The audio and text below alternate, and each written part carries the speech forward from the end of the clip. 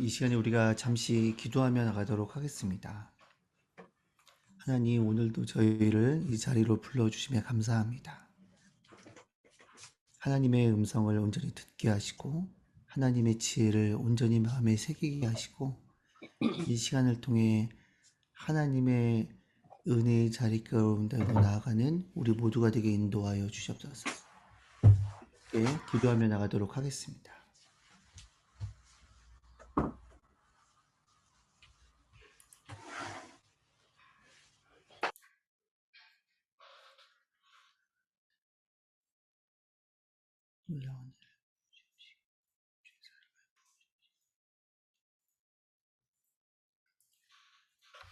하나님, 저희가 잠잠히 주님 앞으로 나아갑니다.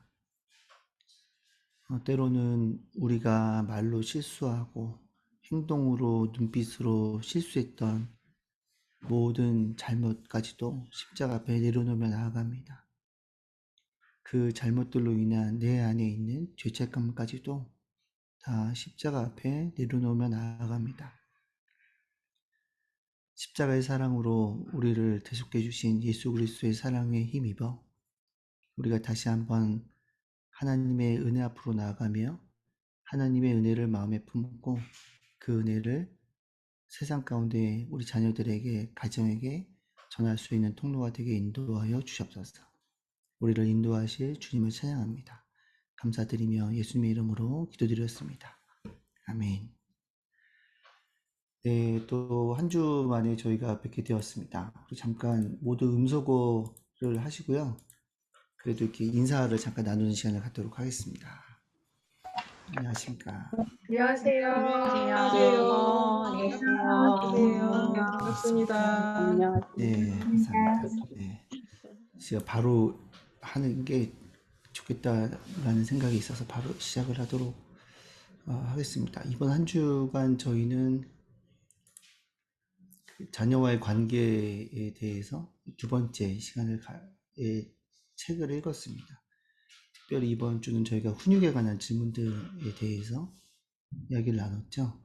저희 가정 이야기를 먼저 드리고 오늘의 강의를 시작하도록 하겠습니다. 저희 집이 저녁이 되면 목사집이잖아요. 저녁이 되면 저희 집에 꼭 저녁 때마다 함께 하는 게 있습니다. 목사집이니까 이제 뭐 큐티를 하겠다라고 생각을 할 수 있지만 저희 집은 저녁이 되면 함께 야구를 봅니다. 야구를 저희 집은 저녁이 되면 아주 자연스럽게 야구를 이렇게 봅니다. 야구를 이제 함께 못 볼 때도 있으니까요. 저녁이 되면 하이라이트를 함께 보고 제가 LG 트윈스라는 팀을 굉장히 좋아하거든요.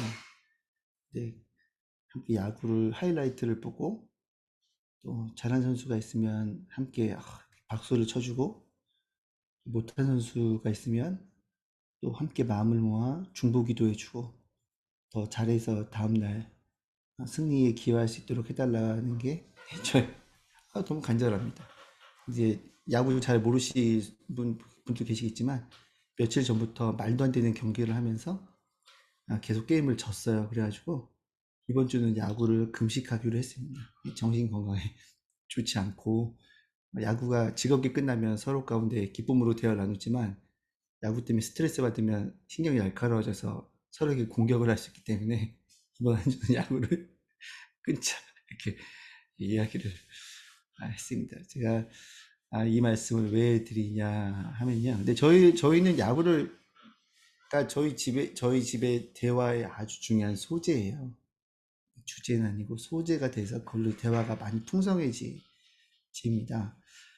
저희가 얼마나 야구를 좋아하냐면 지금 이제 아이들이 좀 커서 그렇게 하지 않지만 어렸을 때는 큰 아이들이 초등학교 다닐 때는 그때 여기 교회 옆에 살았는데 이제 오후 3시쯤 집에 오면 아이 태워서 대구 가서 야구 보고 서울 오면 새벽 2시에 도착하고 광주 가서 야구 보고 새벽 2시 도착하고 그랬던 일들도 있어요. 그리고 여름에 여행을 이렇게 갈 때는 LG 트윈스 그 지방 경기에 스케줄을 맞춰서 이렇게 저의 휴가를 잡아서 다니기도 합니다. 제가 질문할게요. 가족과 나누는 대화의 주제가 주로 무엇입니까? 무엇을 위해서 주로 저녁에 대화를 나누시나요? 제가 간단히 말해서 그냥 저희 대화거리를 나눴고요. 저희 교회에서 나눠드리고 있는 거예요. 물론 모양이 좀 바뀌기는 하지만 말씀 식당이라든지 또 저녁이 되면 잠자리에서 볼 수 있는 야광 액자라든지 사순절 성경 쓰기라든지 저희 집에서도 매일매일 저녁 때마다 하는 겁니다. 그래서 말씀 식당을 볼 때도 있고 또 야광 액자를 볼 때도 있고 저희 집은 매일 큐티를 하지 않지만 토요일마다 큐티를 함께 합니다. 큐티를 하는데 큐티 할 때 그러면 저희가 제가 목사니까 큐티를 하면 되게 깊이 있게 큐티가 되겠다라고 생각을 하는데 사실은 뭐 분기별에 한 번 정도 깊이 하는 것 같고요. 근데 그거는 주로 언제 깊이 하냐면 아이한테 질문이 생길 때 깊이 하는 것 같고 거의 매주 그냥 이렇게 아주 깊이 있는 큐티를 하지 못합니다. 왜냐하면 첫째 아들이 저랑 뇌 구조가 굉장히 비슷해요. 그래서 가족끼리 큐티를 하면 깊이 있게 큐티를 하는 것보다는 어떻게 하면 이 큐티 시간을 이용해서 이 가족들을 웃겨볼까라는 생각을 저희 아들이 하기 때문에 깊이 있는 큐티를 잘 못해요. 이제 가끔 가다가 그렇게 하게 됩니다. 왜 이런 것들을 하게 됐냐? 이제 지금부터 그 설명을 제가 조금 드리면 좋을 것 같은데요. 저희가 이번 주에 책 교재를 읽고 성경을 읽으면서 이제 계속해서 반복적으로 나왔던 게 세 가지예요. 첫 번째는 사랑의 담요, 두 번째는 훈육의 회초리, 세 번째는 생명의 떡입니다. 그래서 아까 저희 간증해 주신 차보경 어머님께서 얘기를 해주신 것처럼 그냥 아이를 존재 자체로 사랑해 주는 거는 기본 베이스입니다. 그거는 사실 0세부터 아이가 독립해서 떠나든지 아니면 저희가 하나님의 부름을 받고 나중에 아이가 들어 떠나든지 그때까지 부모의 역할은 가장 중요하고 우선시 되는 게 사랑의 담요라는 거죠. 사랑의 담요라는 건 뭐냐면 어, 담요는 덮으면 그냥 따뜻한 겁니다. 그러니까 아이가 뭘 하지 않고 담요를 덮으면 그 체온이 유지가 되고 따뜻함이 유지가 되는 것처럼 이제 사랑의 담요라는 거는 언제든지 내가 다가가면 따뜻하게 맞이해주는 그 부모의 사랑, 특별히 엄마의 사랑은 정말 중요하다라는 겁니다. 그런데 가끔 가다가 저희가 실수할 때가 있어요. 그게 뭐냐 하면 나의 기대, 또 아이에게 바라는 나의 소망, 또 아이가 이렇게 됐으면 좋겠다라는 어떤 나의 비전, 기대 이런 것들이 우리가 담요가 돼서 아이들을 온전히 덮어주기 어려운 힘든 순간들이 있다라는 겁니다. 주로 이제 그런 경우는 이제 아이 존재 자체를 사랑하기보다는 사랑하죠. 순간 그것보다 더 우선시 되어서 아이가 하고 있는 어떤 일에 결과에 초점을 맞출 때 우리가 사랑의 담요의 역할을 하지 못하는 경우들이 종종 생길 수 있다라는 것입니다.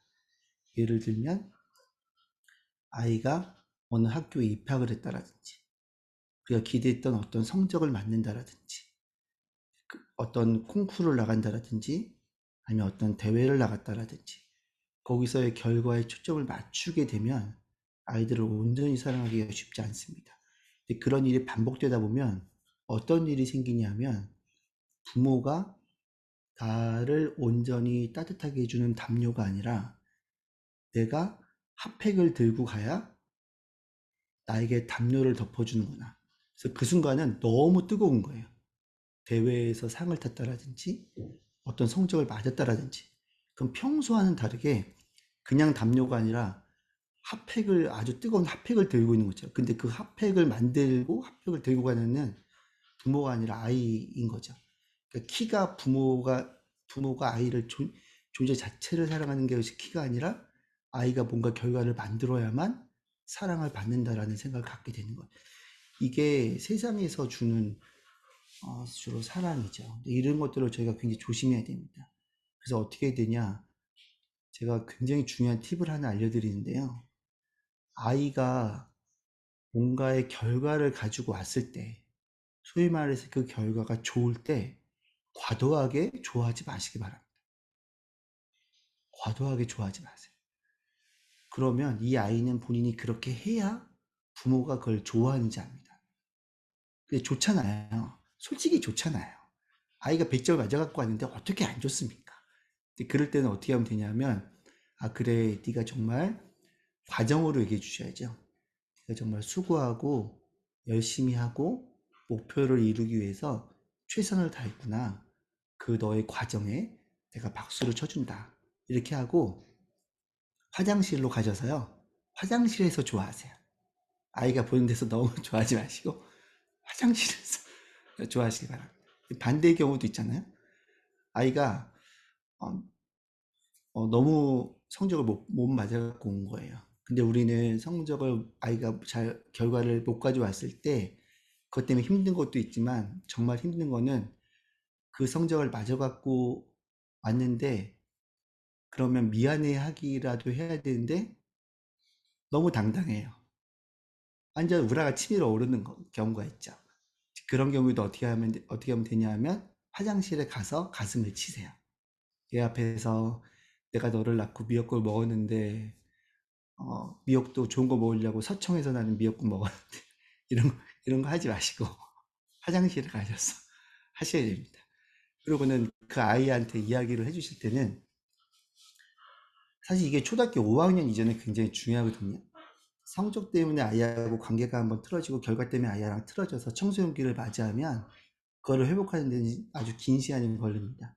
왜냐하면 그렇게 해서 관계가 틀어졌다는 것은 긴 시간 동안 쌓여와서 관계가 틀어진 거기 때문에 사실은 그걸 회복하기 위해서는 그만큼의 시간은 아니지만 아이가 사춘기가 다 지날 때까지 잠잠히 아이를 바라보며 아이와 함께 머물러 주는 게 굉장히 중요합니다.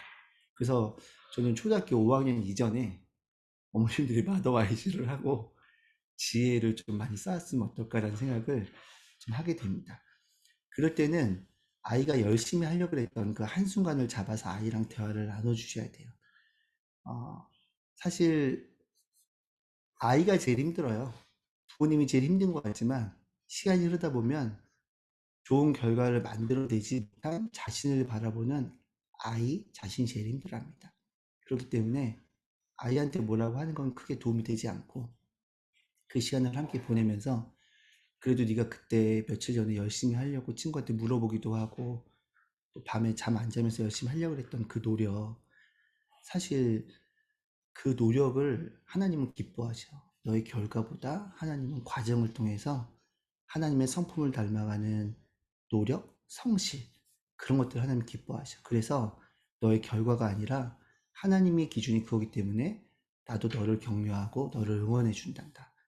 이렇게 하고 보내야 됩니다. 근데 문제는 그 다음 시험도 잘 맞아올 확률이 별로 없다라는 거죠. 그래서 그렇게 어떻게 하느냐? 그냥 계속 그렇게 하셔야 돼요. 예, 그렇게 하셔야 됩니다. 왜냐하면 공부는 유전이에요. 예, 간단합니다. 그러니까 이 시대가 그걸 요구하기 때문에 그것 때문에 그걸 기준으로 아이들이 비교를 할 뿐인 거죠. 그 유전이니까 그러려니 하시고. 그 훈육의 회초리는 안에서 자세하게 설명이 되어 있기 때문에 넘어가 보도록 하겠습니다. 그러니까 사랑의 담요, 훈육의 회초리, 그리고 생명의 떡. 이건 이제 구원, 이게 생명과도 연관이 되는 거죠. 이 세 가지의 아주 중요한 공통점이 있습니다. 그것은 무엇이냐면 시간, 시간, 시간이라는 거, 시간.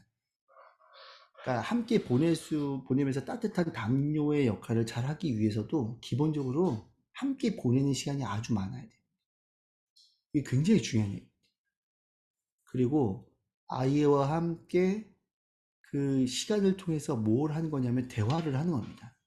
그러니까 결국에는 아까 보았던 것처럼 담요의 역할, 회초리. 그러니까 결국에는 회초리는 사랑의 담요가 아주 따뜻해야 그게 이제 회초리로 받아들이고 반성할 수 있는데 이게 없으면 이제 그때 문제가 발생을 하는 거죠. 그리고 나서 그런 관계들이 잘 설정이 되고 특별히 그런 사랑과 회초리를 받을 수 있다는 거는 아이가 자라나면서 권위를 배웠다는 거거든요. 권위. 저는 이 권위 교육이 굉장히 중요하다고 생각하는 사람입니다. 그 권위 교육은 어떻게 하냐? 따뜻한 사랑, 함께 보낸 시간이 많고, 그리고 그 안에서 많은 대화를 나누고, 그 소재가 꼭 성경인 거는 중요하지 않아요. 그 대화를 아주 많이 나누고, 그리고 권위가 세워질 때 아이는 자연스럽게 아주 건강한 자녀로 자라나게 됩니다. 그러면 자연스럽게 이제 제가 한 가지 예를 들어드리면, 제가 아무튼 11시 10분까지는 최대한 맞춰보도록 하겠습니다. 제가 올려드린 표는 뭐냐 하면, 안식일이 시작되는 시간을 알려주는 이 사이트가 있어요. 저는 이제 안식일을 저희가 보내자 그런 게 아니고요. 이스라엘 사람들을 위해서 만들어 놓은 사이트고, 우리나라에는 유대인들이 거의 없어서 그렇지 않지만, 다른 나라에 가면 유대인들이 많은 지역엔 신문이 나오는데, 신문의 금요일 맨 상단에 안식일이 시작되는 시간이 적혀져 있습니다. 이스라엘의 문화예요. 유대인들의 문화입니다. 안식일이 언제 시작되냐면, 우리는 토요일이 안식일이라고 시작하는데, 또 유대인들의 개념은 좀 달라서 금요일의 저녁부터 토요일 그 저녁까지, 그러니까 기본적으로 이제 이걸 어떻게 말을 하냐면, 금요일 저녁에 별이 3개가 뜨면 안식일이 시작이 되고, 금요일 저녁이 되면은 토요일 저녁이 되면 안식일이 끝나는 게 이제 안식일의 기준이에요. 이스라엘의 몇 가지의 아주 중요한 특징이 있는데, 이스라엘 애들은 잘 공부를 하지 않습니다. 고등학교 때까지. 이거는 제가 이스라엘에 사시는 분들, 뭐 류모세 선교사님이나 유진상 교수님이나 계속 교제하고 있는 분들과 대화를 나누고 하면서 제가 배웠던 건데요. 유대인 아이들은 특별히 사회적으로 어떤 거를 해서 돈을 더 많이 벌기 위해서 이렇게 어떤 직업을 가지려고 이렇게 비전을 삼지 않는다라는 거. 왜냐하면 우리나라는 직업에 따라서 그러니까 수입이 달라지는데, 이스라엘에 가면은 직업에 따라서 수입이 거의 달라지지 않는다라는 거예요. 트럭 운전을 하든 어떤 병원에서 의사를 하든 수입이 별로 다르지 않다. 그래서 아이들이 그런 식으로 뭔가를 더 많은 자본을 얻기 위해 공부를 하지는 않는다라는 거예요. 나중에 그래서 이제 고등학교를 졸업할 때쯤에 내가 공부를 더 할지 직업을 가질지, 그래서 그것들에 대해서도 뭐 부담감이 없이 그냥 선택을 한다라는 거예요. 제가 이 말씀을 왜 드리냐? 그러니까 아이들이 공부를 할 때 입시를 위한 공부를 하지 않는다는 거예요. 저희가 하브루타 강의도 들으시고, 또 하브루타에 대해서 여러 가지 뭐 요즘에 자료들이 많이 있잖아요. 근데 하브루타라는 거는 유대인들 중에서도 종교인들이 주로 쓰는 용어고, 일반 사람들은 하브루타라는 말 자체를 잘 알지를 못하는 게 이제 이스라엘의 문화입니다. 그럼에도 불구하고 하브루타라는 게 왜 중요하냐? 저녁이 되면 뭐 아이들이 집에 그냥 공부를 안 하니까 그냥 집에 있는 거예요. 제가 뭐 말씀드린지 알겠죠? 기본적으로 부모님들과 아이들이 함께 있는 시간이 많습니다. 어쩔 수 없이 많아요. 또 하나, 안식일이 시작되는 금요일 저녁부터 토요일 저녁까지 이 사람들이 멀리 가지도 못합니다. 근데 맨날 가족끼리 있으면 심심하잖아요. 그러니까는 제가 들은 바로는 금요일 날 오후가 되면 사람들이 차를 타고 다 이동한대요. 주로 어디를 이동하냐? 할아버지 할머니가 사시는 외곽 지역에 할아버지 할머니 사는 집으로 다 이동을 한대요. 그래서 금요일 밤부터 토요일까지 아무것도 하지 않고 가족들이 함께 있는 거예요. 굉장히 놀라운 사실이, 안식일이 되면 불을 켜도 안 되거든요. 그래서 안식일의 시작이 불을 켜는 거, 촛불을 켜는 걸로 시작이 되는데, 어느 정도로 불 켜는 거에 대해서 이 사람들이 민감하냐면, 전기불도 타이머를 맞춰놓고 전기불이 들어왔다가 나갔다 하게끔. 노동을 하면 안 되기 때문에 실제로 사람들이 그렇게 하고, 고장이 나도 옆에 있는 이방인들을 불러서 고쳐달라고 하지 본인들이 고치지 않는다라는 거예요. 그 정도로 철저하게 안식일을 지킨다는 거예요. 그럼 안식일 동안 이 사람들이 뭘 하냐? 대화를 하는 거예요. 평일날에도 저녁에 대화를 하고, 안식일에도 아무것도 하지 않고 계속 대화를 하는 거예요. 근데 이게 잘 보세요.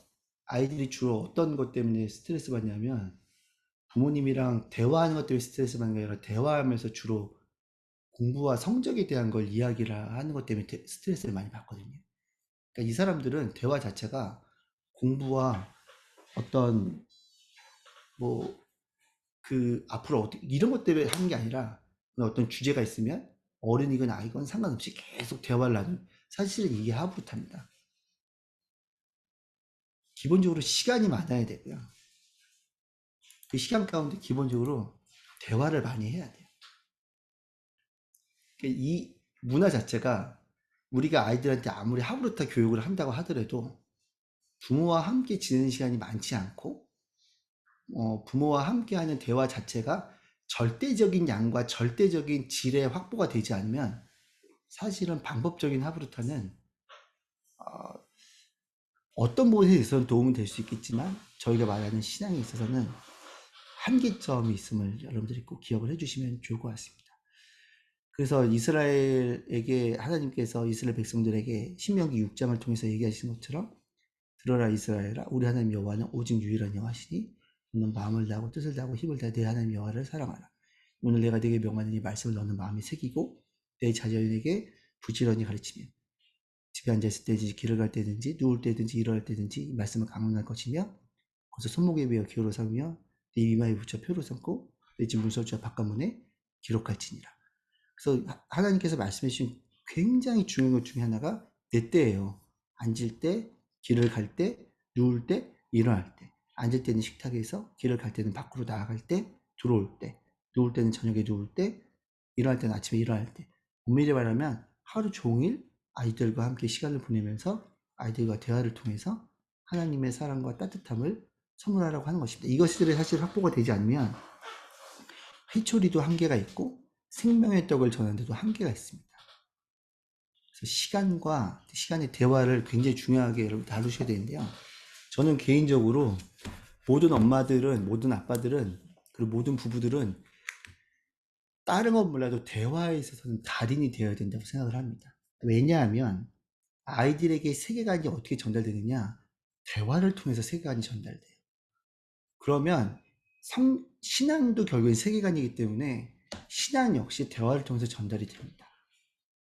근데 그 대화는 결국에는 절대적인 시간이 확보가 돼야 됩니다. 그래서 제가 이거는 교사들을 위한 책이긴 한데요. 저도 이거 교사 역할 훈련인데 원래는 부모 역할 훈련이라는 책으로 처음 나왔던 거예요. 그 책이 있고 여러분들이 가능하시다면 부모 역할 훈련. 근데 이거는 결국엔 대화예요. 소위 말하는 나대화법이 여기서 처음에 제시가 됐던 겁니다. 그리고 비폭력 대화. 이것도 다 어떻게 보면 심리학을 기반으로 두고 있기 때문에 제가 뭐 여기 전문가가 되라고 말씀을 드릴 수 없지만 가능하시다면 여러분들이 대화의 전문가가 되기 위해서 여러 가지 어떤 깊이 있는 것들. 저 같은 경우는 3시간씩 6주, 8주, 8주. 그러니까 24주, 22주, 3시간씩 22주를 대화를 배웠었어요. 그리고 이후에도 그 대화를 배우고 있고, 대화를 가르치고 있고, 그렇게 하면서 제 아내와의 관계, 아이들과의 관계도 이제 깊어졌다라고 저는 개인적으로 저를 평가하고 있습니다. 제가 여기까지 말씀을 드립니다. 시간이 많이 지나서요.